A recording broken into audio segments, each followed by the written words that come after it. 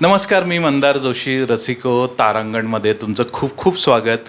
दरवेळीच मी काही ना काहीतरी वेगळं काहीतरी कॉन्टेंट घेऊन येतो. मग त्याच्यात सिनेमा रिलेटेड असेल, सिरियल रिलेटेड असेल, संगीता रिलेटेड असेल. आणि आजचा माझा व्हिडिओ आहे हा संगीता रिलेटेडचा. आणि तुम्हाला कल्पनाच आहे 14 फेब्रुवारी व्हॅलेंटाईन डे अगदी जवळ आला आहे आणि त्या रिलेटेड आत्ता बरीच गाणी येत आहेत. आणि असंच एक नवीन गाणं येतं आहे आणि त्या नवीन गाण्याचीच टीम माझ्याबरोबर आहे. प्रेमाचे संगीत, म्हणजे किती सुंदर टायटल आहे. मुळात आत्ता जे आपल्याला संगीत ऐकायला मिळतं व्हॅलेंटाईन डेच्या निमित्तानं ते प्रेमाचंच संगीत आहे. आणि तेच शीर्षक असलेला नवीन एक सिंगल येतं आहे आणि त्याचे निर्माते माझ्याबरोबर आहेत. सहनिर्माते आहेत ते अरविंद आंबेकर. अरविंदजी, तारांगणमध्ये तुमचं खूप खूप स्वागत. आणि त्याचे जे दिग्दर्शक आहेत आणि प्रख्यात कवी आहेत ते कवी किरण पाटील, तुमचंही स्वागत तारांगणमध्ये. मी रसिको हे गाणं मी बघितलेलं आहे, अतिशय सुंदर गाणं झालेलं आहे. तर सर्वप्रथम मी तुमच्या दोघांचं अभिनंदन करतो. व्हॅलेंटाईन डेच्या निमित्ताने एक खूप चांगलं गाणं तुम्ही प्रेक्षकांसमोर आणताय. तर हे गाणं कसं तयार झालं त्याच्या कॉन्सेप्टपासून आपण सुरुवात करूया. निलंबरी गाणू म्हणून एक ज्येष्ठ कवयित्री आहेत. निलंबरी गाणू म्हणून एक ज्येष्ठ कवयित्री आहेत. त्यांचा मला फोन आला की एखादं गाणं तुम्ही माझं संगीतबद्ध कराल का. तर त्यांचे शब्द खूप मला आवडले की कळेल कार्य सख्या तुला शब्दा वाचून प्रीत, कसे गायचे ओठांनी या प्रेमाचे संगीत.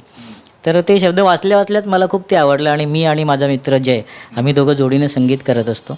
तर आम्ही काही दिवसातच ते गाणं संगीतबद्ध केलं. त्यांना आवडलं ते. आणि त्यानंतर आम्ही ते रेकॉर्ड केलं. सूर नवा ध्यास नवा फेम जी गायिका आहे श्वेता ठाकूर, याच्या अतिशय तरळ आणि सुंदर आवाजात ते गाणं अतिशय सुंदररित्या ते रेकॉर्ड झालेलं आहे.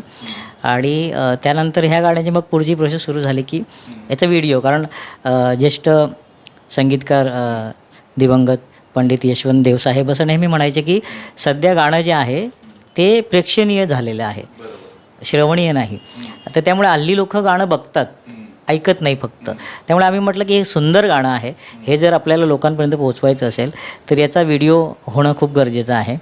आणि मग त्या धडपड आमची सुरू झाली. आणि मग मी एक गोष्ट लिहिली त्या गाण्याची आणि ती आमचे जे निर्माते आहेत त्यांना मी ऐकवली. आज चंद्रदीप सर उपस्थित नाही आहेत इथे, पण ते आणि एक दत्तात्रय शिंगारे म्हणून आहेत, त्यांनी त्या गोष्टीमध्ये इंटरेस्ट दाखवला. त्यानंतर आंबेकर सरांनी त्या गोष्टीमध्ये इंटरेस्ट दाखवला. आणि मग आम्ही त्या व्हिडिओ बद्दल चर्चा केली आणि एक टीम उभी राहिली. आणि मग हा व्हिडिओ अतिशय सुंदर झालेला आहे, जो आम्ही तुमच्यासमोर या 13 तारखेला व्हॅलेंटाईन डेच्या एक दिवस आधी माझ्या कवी किरण पाटील ऑफिशियल या यूट्यूब चॅनलवर हे गाणं तुम्हाला बघायला मिळणार आहे. अरविंदजी, मी आता तुमच्याकडे येतो. म्हणजे रसिको, आत्ता आम्ही ही जी मुलाखत करतोय ती यांच्या कार्यालयात बसूनच आम्ही करतोय. त्यामुळे तुम्ही हे जे बॅकग्राऊंड बघताय ते अतिशय सुंदर असं हे तुमच्या कार्यालयातलं आहे.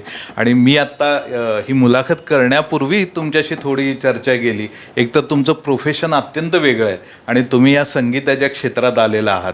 कसे जोडले गेलात या गाण्याशी, ह्याच्याबद्दल सांगा. बेसिकली मी आणि कवी किरण आम्ही गुरुबंधू आहोत. एकत्र आम्ही भेटलो श्रद्धा संगीत विद्यालयामध्ये आणि तिथे आमची छान मैत्री झाली. आमचे विचार जुळले बेसिकली. आणि दोघांच्या पण आवडीनिवडी सेमच आहे. भले माझं प्रोफेशन वेगळं आहे, त्याचं बिचाराचं उदरनिर्वाहाचं साधन वेगळं आहे. रेल्वेत कामाला येतो आणि त्यातून हे सगळं त्याला वेळ मिळेल तसं त्याची आवड तशी जोपासतो आहे. सिमिलरली माझं तेच होतं आणि आम्ही एकत्र आलो आणि बरेचसे 1-2 प्रोजेक्ट आम्ही केलेही एकत्र, पण ते इतके असे पब्लिश नाही झाले. पण आमच्या डोक्यात सतत चालू होते एखादा प्रोजेक्ट आपण एकत्र येऊन करू आणि त्याला थोडंसं पब्लिश करू छानपैकी. आणि जेव्हा कवी किरणने मला हे गाणं ऐकवलं, एकतर मला शब्द खूप आवडले निलांबरीचे, अँड देन श्वेताचा आवाज खूप सुंदर लागला आहे आणि गाणं इतकं छान कंपोज केलं आहे जय आणि कवी किरणनी, त्यासाठी त्यांचं अभिनंदन. खूप छान कंपोजिशन आहे आणि आत्ताच्या काळासाठी गरज आहे. म्हणजे जसं म्हणाला की श्रवणीय नाही होतात गाणी हल्ली, तर ते श्रवणीय आहे असं माझी तरी अपेक्षा, आणि लोकांनाही ते आवडेल. आणि ह्या सगळ्या गोष्टी जुळून आल्यानंतर मग मी म्हटलं आपण थोडासा हातभार लावला, एक खारीचा वाटा आपला छोटासा. तर म्हणून मी ह्या प्रोजेक्टचा एक भाग आहे आणि मला वाटतं की हे सगळ्यांना आवडेल अशी मी अपेक्षा करतो. ओके. कवी किरण, मला आता तुमच्याकडून आणखी थोडं जाणून घ्यायचं आहे की व्हॅलेंटाईन डेला बरीच गाणी येत असतात, वेगवेगळ्या भाषेतली येत असतात आणि प्रत्येक गीतकार संगीतकार काही ना काहीतरी वेगळं सांगण्याचा प्रयत्न करत असतो. ह्या गाण्याचं जरा वेगळेपण आपल्या प्रेक्षकांना उलगडून द्या. या गाण्याचं वेगळंपण असं आहे की शब्द एकतर खूप ताकदीने ते शब्द खूप ताकदीने लिहिले गेलेले आहेत की प्रत्येक प्रेम करणाऱ्याला आपल्या प्रिय व्यक्तीला आपल्या भावना सांगता येतातच, व्यक्त होता येतातच असं नाही. तर ती मधली धडपड जी असते की कसं सांगू, कळेल का त्याला, मी न सांगता माझ्या मनात वाजणारं प्रेमाचं संगीत आपल्या प्रिय व्यक्तीला ऐकू जाईल का, हीच या गाण्याची स्टोरी लाईन आहे.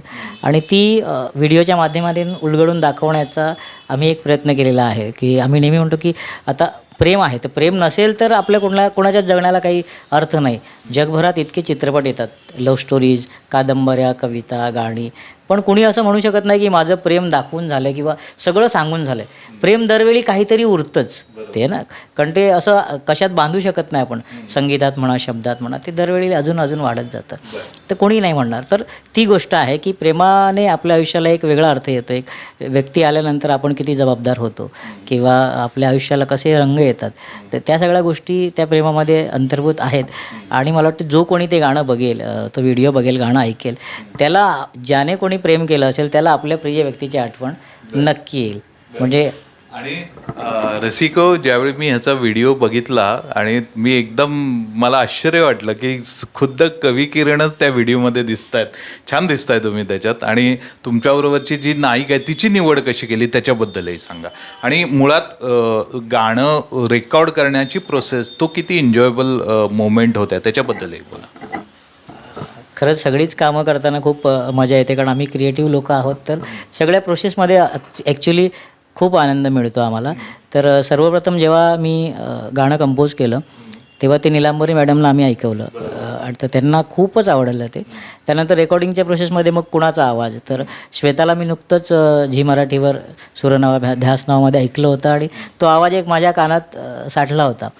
मग मी तिच्या वडिलांना फोन केला की असंच एक गाणं आहे आणि त्यांना ते फार आवडलं कंपोजिशन. आणि मग ते आम्ही भजन स्टुडिओमध्ये इथे विलेपार्लेला रेकॉर्ड केलं. आणि सौरभ काजरेकर आहे, रेकॉर्डिस्ट आहेत, त्यांनीच ते मिक्स पण केलं आहे, कारण ते उत्तम ध्वनी मिश्रण करतात. तर त्यांनी ते मिक्स केलं आहे. आणि सुदेश गायकवाड नावाचे माझे अतिशय उत्तम संगीत संयोजक आहेत, त्यांनी त्या गाण्याची म्युझिक प्रोग्रामिंग केलेली आहे. आणि त्या रेकॉर्डिंगपासून आम्ही आजपर्यंत खूप वाट बघत होतो, कारण इतकं सुंदर ते ऑडिओ रेकॉर्ड झालं आहे की कधी याचा व्हिडिओ येतो आहे आणि कधी लोकांसमोर आम्ही हे गाणं सादर करतो आहे, अशी आम्हाला उत्सुकता होती. आणि ती संधी आम्हाला या व्हिडिओच्या माध्यमाने मिळाली. तर मला खूप आभार मानायचे आहेत माझ्या सगळ्या निर्मात्यांचे की ज्यांनी एक विश्वास दाखवला आणि ही गोष्ट सांगण्यासाठी मला एक संधी उपलब्ध करून दिली. त्या तुम्हाला मी एक शेवटचा प्रश्न विचारतो. हे गाणं तर अतिशय सुंदर झालं आहे, आता प्रेक्षक त्याचं स्वागत करतीलच. पुढचा तुमचा प्रवास कसा आहे? कारण तुमच्याशी मगाशी बोलतानाही कळलं की तुमचं प्रोफेशन वेगळं, पण तुम्हाला कलेची आवड आहे.